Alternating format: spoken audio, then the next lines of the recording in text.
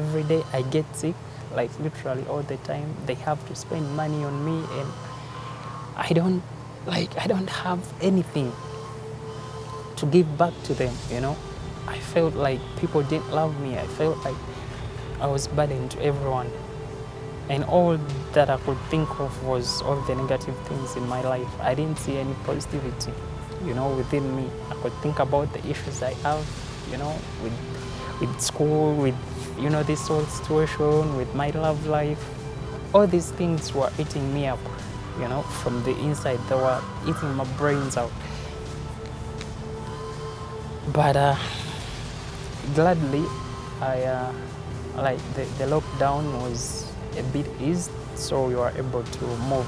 There is another friend of mine, a doctor friend of mine I called, and I talked to him about it.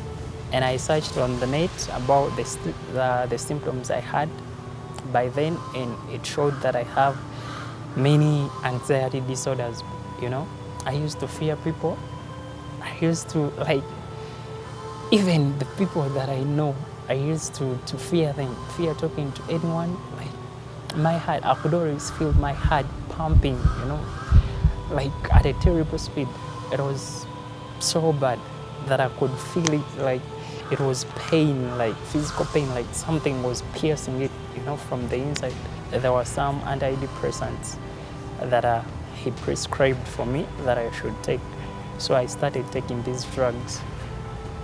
And all I could feel, you know, whenever I could take them, I was like in another world. I could feel relaxed, you know. I could feel like I'm not thinking about anything. But what I didn't know was, like, the more I took these drugs, that they were draining me, and I was getting addicted to them. Because a time reached when, you know, when I had not taken any drug, I could feel terrible. I could feel like I'm losing my mind. My mind was all over the place, thinking about many things.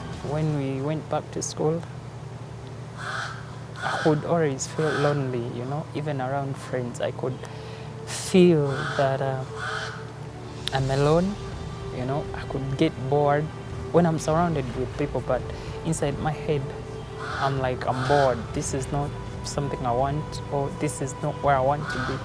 And when you ask me where I want to be, I have no idea. So I was depressed to the point that I tried ending my life once, though I thought about it 3 times. And some of the people that I told about it, some of them were like, everything you're saying is, you know, these things are for white people. You're not white. You're not supposed to feel like this, you know. But one thing I can tell you, and one thing I can show you, if you haven't been in a situation, you maybe there are certain situations that we don't need to be in to know exactly, you know, what someone is going through. But there are situations when you've not been there, you cannot tell what those people are going through. But what I went through it's not a disease for only white people, you know, because I'm not white, but I got it. I didn't just wake up in the morning and then I was like, let me start feeling this way, you know, let me bring this to myself. No, I didn't just wake up to do that. It was something I didn't intend to do. So please, if you have someone out there, try speaking to them.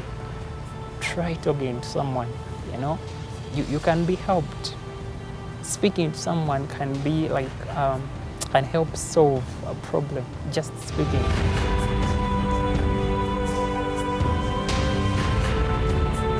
I have a feeling that this year is going to be one of the best years of my life, like the beginning of the best life, you know, the best years, because I know that all those years that are yet to come, they are going to be amazing and they are going to be great. So this year started differently from the other past years. This one, it started, I was in the presence of God, actually. So I was at church, and adding on to that, I was with someone I love. you know. So I was with God, or I was in God's presence, and at the same time I was with someone I love. So it's like I started this year um, at the right place with the right person, and everything, like, it started great. I had my my first very good moments of this year at first, on the very first day of this year. And then, as it wasn't enough, in the very first week of this year, graduation happened.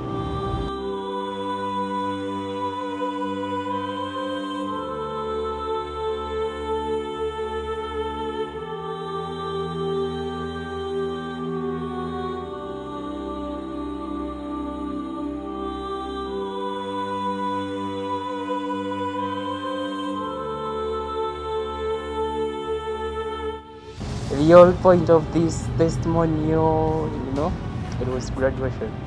So it happened in the very first week of this year. Graduation, to me, is not just the climax, of everything. To me, graduation is the beginning. I see this as the start. This is okay. Like, take for example, as a child learning to walk. So I've been crawling all this entire time. So right now, I'm just learning to stand. So that is graduation. To me, that's what it means to me, So I just hope it gets to be a good, a good steps, like beginning steps. And I want to take this opportunity right now to thank each and everyone that has been there for me, that has been there while I was from childhood to where I am right now. I had promised myself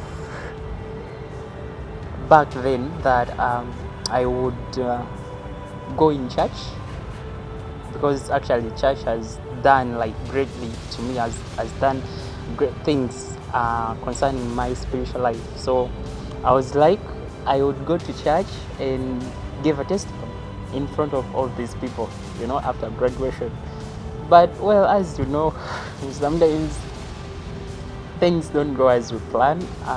So what happened was, the closer the time got, the closer I got to that time of graduation, I feared, because I'm a human.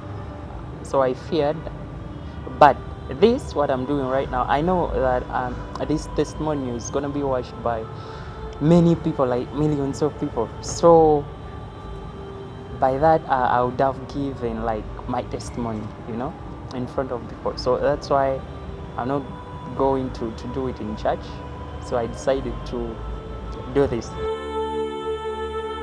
All this testimony has been leading to God, because each and everything that you had, each and everything that I talked about, each and everything that I went through, I've been sick, always on drips. I used to even know the names of drugs simply because I spent so much time in the hospital, but not because I'm a doctor or something. So I would like to thank God first. He's an amazing God. I don't know where I would be, without him. Because every time I thought that I had no way out, this tuition thing was eating me up, he always found me and, get me back on my feet. I wouldn't be alive. I would be nothing, if it wasn't for God. I've been able to graduate with a bachelor's of mass communication. And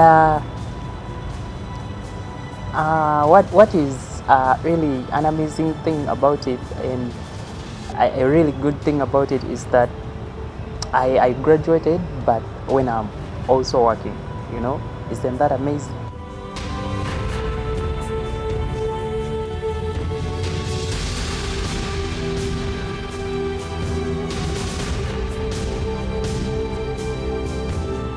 He's directed me to church You know, right now I go to this church in Robaga here, and the people there are really, really amazing. They've helped me spiritually, and I believe that my life has changed, you know, since I came to Christ. So thank you, Lord. Yeah, I want to thank God so much, because literally there is nothing I can do. Like I can't give back. There is nothing I can give back to God. But I'm so thankful. And then another thing is I want to thank my family, specifically my mother. That woman has went through a lot, you know, because of me. She's gone through hell because of me. I don't know what would have happened without her, because she suffered a lot just because of me. She suffered just now. A lot of things, not just me being sick, and she was there, you know, with me, but since day one she's always been there. She still is, and I want to thank her. Like, I don't even know, you know, if it was just I don't know, but I want to thank her. She's done, I don't know, I just can't start speaking about it. Thank you so much, Mom. I know at some point you're going to watch this, but thank you so much. Thank you for this person that I'm becoming. And I also want to thank my dad, you know, for being there for us since childhood. And I also want to thank my beautiful sisters. Thank you for always being there for me as your brother, you know. It's not been easy. I've always been troublesome, you know, but you've never left me, and you've been there for me. In a different way, I would like to thank my sister Evelyn. Well, I don't know. I sometimes I don't even know what to say, you know, when it comes to her, because she's like a second mom to me. Because I've troubled her a lot. She's been there for me since day one. She's never left me. She's, you know, always been there for me in each and everything. You know, she's the best sister anyone could ever wish for. And I don't know how to repay her, but I know God is you know, He's gonna do amazing things in her life, and I pray for blessings follow her each and every day, because literally right now I can't thank her enough, because she's done great in my life. She's always been there. She's never left me from day one. Thank you, Lord. Thank you, Evelyn. Thank you so much for everything you've done and everything you keep doing in my life. Besides Evelyn, there is Sarah, there is Susie, there is Donna, there is Simon, Rita, Carol, there is Rocky, there is Sharif, there is, oh my god, there is Alan, there is Michael, there is so many people. I just know, because my family is kinda, because I also have a different definition for family. I also have amazing friends I want to thank. There are people that I've been with since childhood, those friends. Thank you so much for sticking with me until now. And then there are those friends that I've met when I'm at campus. While I was at campus, I met some amazing people. I met Hood, I met Breda, I met Sharif. Wow, there is Owen, there is, you know, Nahia. These people, like, man, they are so amazing. They've been there for me in each and everything. No, so thank you, my friends. And I also want to thank the people that I work with, and the people that accepted me to work, even if I hadn't finished studying, you know. But they gave me a chance. They gave me an opportunity to work with them. So I want to thank them so much. And I can't promise you anything at the moment, but I'm going to do my best, you know, to be a better person, to be the best version of myself. And to any parent out there what I would like to tell you is watch your kids. These people, like the kids, they have a lot going on, in their mind. They think about a lot of things. So sometimes they need time. Give them time. Speak to them, because they can get depressed. They can be stressed out and then reach point of getting depressed. Depression is something serious. I don't want anyone ever calling depression as some disease for white people or something. Depression is real and it kills. Because it can come from anything. It can come from social media, from the people around us, from family members. So it can come from the environment itself.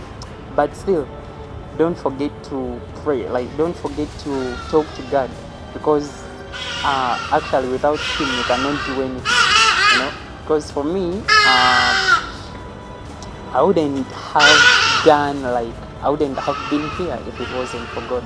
So remember Him each and every day. I want to thank Davis here. He's the one behind the camera. So I want to thank him, though sometimes I'm stubborn and I'm pushy. I push him a lot, but he can bear with me. But I want to thank him because he's been there from day one. He's been my friend, a good friend. And I want to thank Wilbur. I want to thank Edith. I want to thank who else? There are many people that I work with. I want to thank all of you. I want to thank Sean, Aziz. Thank you for always showing me that there is always a brighter side of life. I would also like to thank one more person, I think. Thank you, Bruce. I thank you so much for everything. So, with that, I say, let's meet. And if you're there out there when you're maybe depressed, you can talk to someone, okay? Or you can reach me and speak to me about it. So, at this moment, all I can say is thank you for your time. Thank you once again.